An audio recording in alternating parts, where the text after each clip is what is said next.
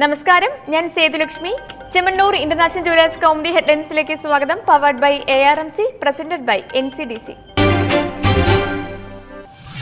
കൊലയാളി കസ്റ്റഡിയിൽ. ജിഷയുടെ കൊലയാളി പിടിയിൽ. ക്രൂരകൃത്യം നടത്തിയത് അസം സ്വദേശിയായ യുവാവ്. പ്രതി അമിയൂർ ഇസ്ലാം കുറ്റം സമ്മതിച്ചതായി പോലീസ്. ഉപേക്ഷിക്കപ്പെട്ട ചെരുപ്പിൽ നിന്ന് കിട്ടിയ രക്തസാമ്പിളിന്റെ DNA പരിശോധനയിലും കൊലയാളിയെക്കുറിച്ച് സ്ഥിരീകരണം. 1.5 മാസത്തിലധികമായി പോലീസിനെ നാണം കെടുത്തിയ കേസിൽ നിർണായകമായത് കൊലയാളി ഉപേക്ഷിച്ച ചെരുപ്പിൽ ജിഷയുടെ രക്തകോശങ്ങൾ കണ്ടെത്തിയത്. പ്രതിയിലേക്ക് വഴിതെളിച്ചത് ഉടമയെ തേടിയുള്ള അന്വേഷണം. ചെരുപ്പ് വിറ്റ കടയുടമയുടെ മൊഴിയും നിർണായകമായി. കൊലയാളിയും അസംകാരനായ മറ്റ് 3 പേരും ജിഷയുമായി മുൻപരിചയമുള്ളവർ. പ്രതിയുമൊത്ത് ജിഷ ഫോട്ടോയെടുക്കാൻ സ്റ്റുഡിയോയിൽ പോയിരുന്നതിനും തെളിവ്. കൊലയ്ക്ക് പിന്നിലെ കാരണം അവ്യക്തമെന്നും പ്രതി ലൈംഗിക വൈകൃതമുള്ളയാളെന്നും പോലീസ്. ജിഷയുടെ വീടിന് സമീപം താമസിച്ചിരുന്ന ഇയാൾ കൃത്യം നടന്ന ഏപ്രിൽ 28-നും ജിഷയെ കാണാനെത്തിയിരുന്നു. ജിഷയുമായി പ്രതി ഫോണിൽ ബന്ധപ്പെട്ടിരുന്നതിനും ഒരുമിച്ച് സഞ്ചരിച്ചതിനും തെളിവ്. ജിഷ കേസിൽ പ്രതിയെ പിടികൂടാനായത് ആഭ്യന്തര വകുപ്പിനും പോലീസിനും പൊൻതൂവലെന്ന് മുഖ്യമന്ത്രി പിണറായി. എന്തിന്, എങ്ങനെ? ജിഷ കേസിൽ കസ്റ്റഡിയിലായ പ്രതി അമിയൂർ ഇസ്ലാമിനെ കുറിച്ച് കൂടുതൽ വിവരങ്ങൾ വെളിപ്പെടുത്തി പോലീസ്. 23-കാരനായ പ്രതിക്ക് ജിഷയുമായി മുൻപരിചയം. കൊല നടത്തിയ ശേഷം അസമിലേക്ക് കടന്ന പ്രതി തിരികെ തമിഴ്നാട്ടിലെത്തി. നേരത്തെ കണ്ടെത്തിയ CCTV ദൃശ്യങ്ങളിൽ ജിഷയ്ക്കൊപ്പമുള്ളത് ഇയാൾ തന്നെയെന്നും പോലീസ്.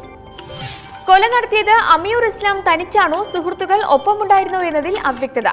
അതിക്രൂരമായ വിധം കൊല നടത്താനും രഹസ്യഭാഗങ്ങളിൽ ആഴത്തിൽ മുറിവേൽപ്പിക്കാനും പ്രേരകമായത് പെട്ടെന്നുണ്ടായ പ്രകോപനമെന്ന് പോലീസ്.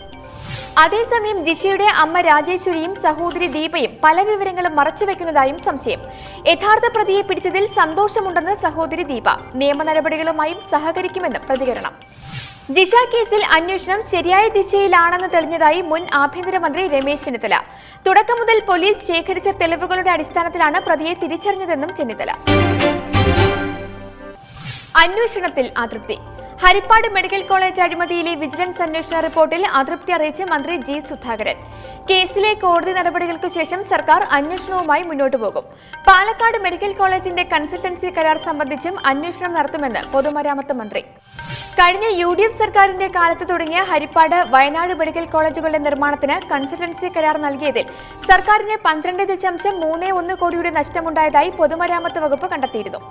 സർക്കാരിന്റെ ചട്ടങ്ങളും മാർഗനിർദ്ദേശങ്ങളും മറികടന്നാണ് മെഡിക്കൽ കോളേജുകളുടെ നിർമ്മാണത്തിന് കരാർ നൽകിയതെന്നും ആരോപണം. അടവിന്റെ പേരിൽ അടി. കോൺഗ്രസ് ബന്ധത്തിന്റെ പേരിൽ പോരിനൊരുങ്ങി CPM ബംഗാൾ, കേരള ഘടകങ്ങൾ. തിരഞ്ഞെടുപ്പ് ബാന്ധവത്തെ ന്യായീകരിക്കുന്ന ബംഗാൾ ഘടകത്തിനെതിരെ നാളെ ആരംഭിക്കുന്ന പോളിറ്റ് ബ്യൂറോ കേന്ദ്ര കമ്മിറ്റി യോഗങ്ങളിൽ കേരളത്തിലെ നേതാക്കൾ ശക്തമായ നിലപാടിന്. ബംഗാൾ പാർട്ടിയുടെ കോൺഗ്രസ് സഖ്യത്തിന് മൗനസമ്മതം നൽകുന്ന യെച്ചൂരിയെ ആക്രമിക്കാൻ കിട്ടുന്ന അവസരം കേരള നേതാക്കൾ പാഴാക്കില്ലെന്ന് സൂചന.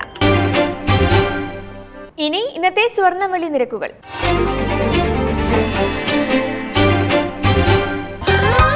ദുബായ് ഗോൾഡ് ആൻഡ് ഡയമണ്ട് സ്വർണ്ണവെള്ളി നിരക്കുകൾ നിങ്ങൾക്കായി അവതരിപ്പിക്കുന്നത്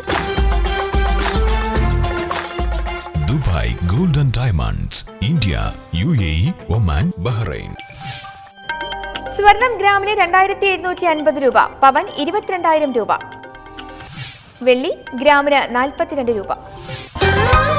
ദുബായ് ഗോൾഡ് ആൻഡ് ഡയമണ്ട് സ്വർണ്ണവെള്ളി നിരക്കുകൾ നിങ്ങൾക്കായി അവതരിപ്പിച്ചത് Dubai gold and diamonds, India, UAE, Oman, Bahrain.